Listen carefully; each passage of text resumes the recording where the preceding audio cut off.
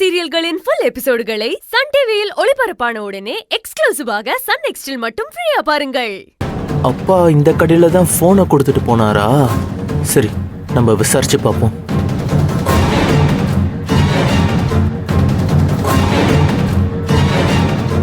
Brother வாங்க sir. எங்க அப்பா இப்ப ஏதாச்சும் போனை கொடுத்தாரா? ஆமா சார், அவர் பாஸ்வேர்டு தெரியாம திரும்ப ஓபன் பண்ண முடியலன்னு என்கிட்ட ஒரு போனை கொடுத்துட்டு போனார் சார். அதெல்லாம் வேண்டாம், எனக்கு பாஸ்வேர்ட் ஞாபகம் வந்துருச்சு. நீங்க போனை கொடுத்துருங்க.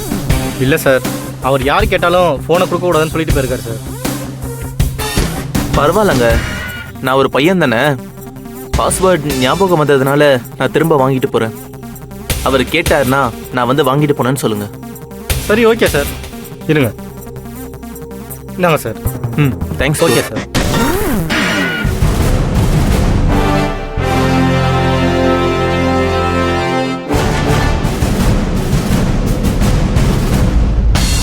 இப்போதைக்கு இந்த ஃபோனை அன்னிக்கிட்ட கொடுத்தா அப்பா தான் கொலைக்காரன்னு எல்லாரும் முன்னாடியும் ப்ரூவ் பண்ணிடுவாங்க.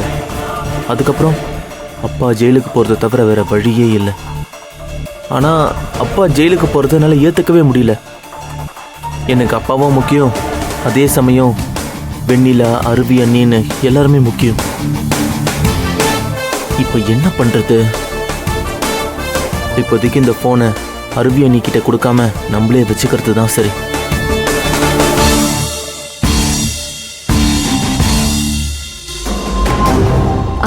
என்ன ஜீவா, விசாரிச்சியா? போன் கிடைச்சதா? இல்ல நீ, இந்த ஏரியால இருக்க எல்லா கடையிலுமே விசாரிச்சிட்டேன். யாருமே அப்பா இந்த போனை கொடுக்கலன்னு சொல்றாங்க. இப்போ என்ன பண்றது நீ? எப்படியும் போன் கிடைச்சிரும்னு நம்பிக்கையோட இருந்தேன். ஆனா நான் நினைச்சது நடக்கல. ஆனா உங்க அப்பா ரொம்ப புத்திசாலியா இருக்காரு. அதனாலதான் இன்னும் எந்த கடையிலயும் போனை கொடுக்காம இருக்காரு. சரி விடு, எப்படியும் நான் இதை கண்டுபிடிச்சிருவேன். அவரை குற்றவாளின்னு நான் கண்டிப்பா நிரூபிப்பேன். சாரி அண்ணி, என்னை நம்பி வந்தீங்க. ஆனா என்னால உங்களுக்கு எந்த உதவியும் செய்ய முடியல. பரவாயில்ல ஜீவா, பாவம் நீ என்ன பண்ணுவ?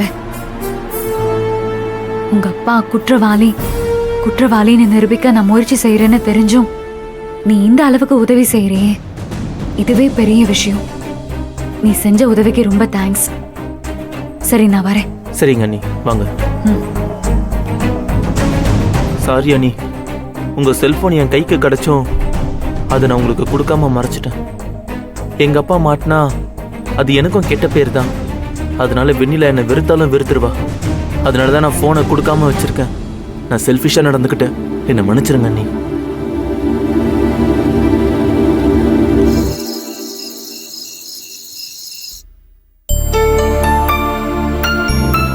சைலஜா, என்ன பாத்துக்கிட்டே நிக்கிற? அருவிக்கு சாப்பிட ஏதாவது எடுத்து வா. சைலஜா, எதுவும் வேண்டாம்.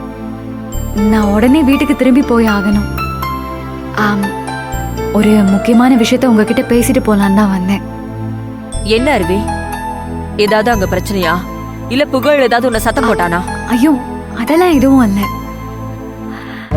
நீங்க எனக்கு ஒரு சத்தியம் பண்ணி கொடுக்கணும். அதனாலதான் நான் இங்க வந்திருக்கேன். அப்படி என்ன பெரிய சத்தியம்? இங்க பாரு அருவி, உனக்காக நான் என்ன வேணாலும் செய்யறதுக்கு தயாரா இருக்கேன். சொல்லு அருவி. அத்தை, நீங்க நாராயணமூர்த்தியை கொலை பண்ண மாட்டேன்னு எனக்கு சத்தியம் பண்ணி தரணும். இல்ல அருவி, அது மட்டும் என்னால முடியவே முடியாது. நாராயணமூர்த்தி தான் என்னோட வாழ்க்கையை அழிச்சவன். நான் காதலிச்சு கல்யாணம் பண்ணிக்கிட்ட ஏன் புருஷனை என் கண்ணு முன்னாடியே கொலை பண்ணவன். அது மட்டுமா, என் பொண்ணா நினைக்கிற பொண்ண அவன் கடத்திட்டு போய் கொலை பண்ண பாத்துருக்கான். எக்காரணத்து கொண்டு அவனையெல்லாம் என்னால மன்னிக்க முடியாது. இங்க பாருங்க, நான் ஒன்னும் அந்த ஆளை மன்னிக்க சொல்லல. அவரை கொலை பண்ண வேண்டாம் தான் சொல்றேன். இங்க பாரு அருவி, நீ சொல்றதுக்கு ரெண்டுக்குமே ஒரே அர்த்தம் தான். அவனை உயிரோட நடமாட விடுறதும் அவனை மன்னிச்சு விடுறதும் ஒண்ணுதான். அவனை மாதிரி மிருகம்லாம் இந்த நாட்டுல நடமாடவே கூடாது. அவன் எல்லாருமே சேர்த்து ஒட்டுமொத்தமா ஏமாத்திட்டு இருக்கான். அந்த சரஸ்வதியா அவ குடும்பத்தையே சேர்த்து ஏமாத்துறான். ஆனா அவனை யாரும் அவன் தப்பானவன் இது வரைக்கும் நம்பவே மாட்டேங்கிறாங்க. அப்படிப்பட்ட அவனுக்கு நான் தானே தண்டனை கொடுக்கணும். அப்படின்னா அவரை கொன்னுட்டு மறுபடியும் ஜெயிலுக்கு போலான்னு முடிவு பண்ணிட்டீங்களா? வேற என்ன பண்ண சொல்ற?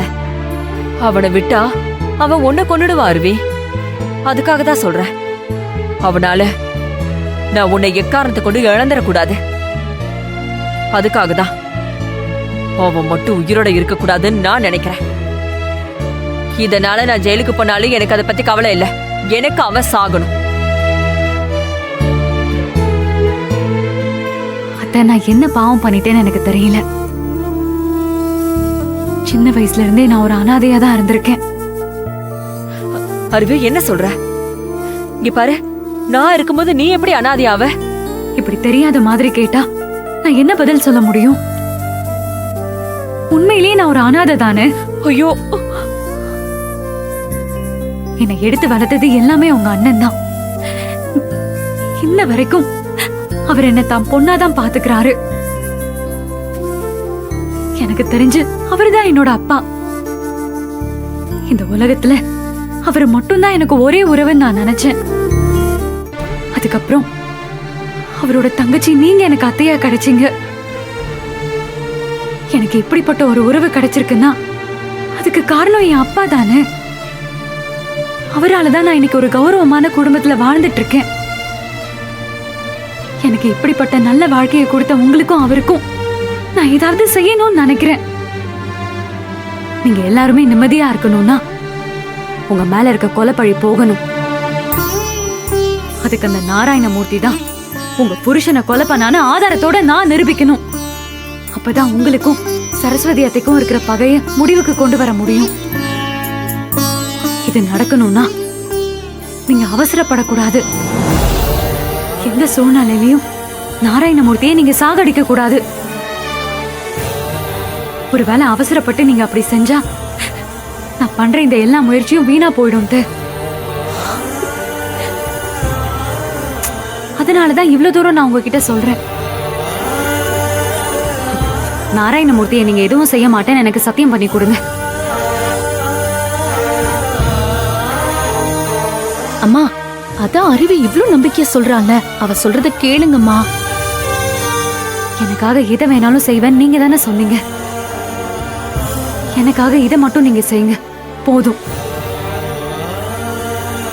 சத்தியம் பண்ணுங்க. இங்க பாரு அருவி, சத்தியம்லாம் வேண்டாம்.